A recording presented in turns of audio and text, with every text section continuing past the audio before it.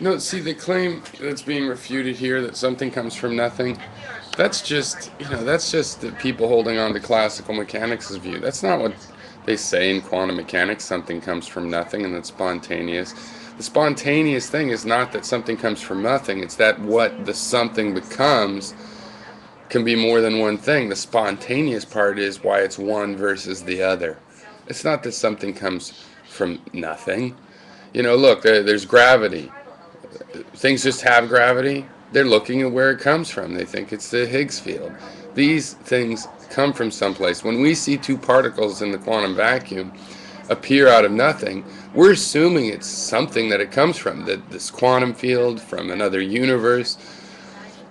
And then the other thing is that, while the universe has some amount of energy in it, and that is something, and it was there and it's rearranging, the fact is there are at least mathematical ways to picture this something from nothing, because if you have energy and some sort of negative energy, then they can both come into, you know, being theoretically, and there still be a conservation of energy overall, which seems to be the real rule we're following.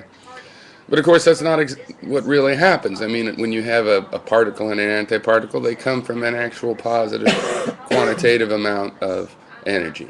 We just don't know what we're going to run into now. There's a lot of potential particles according to quantum mechanics.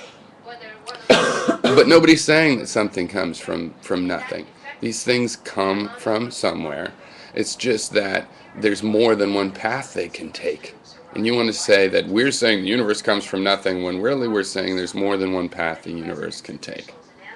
And quantum mechanics supports that.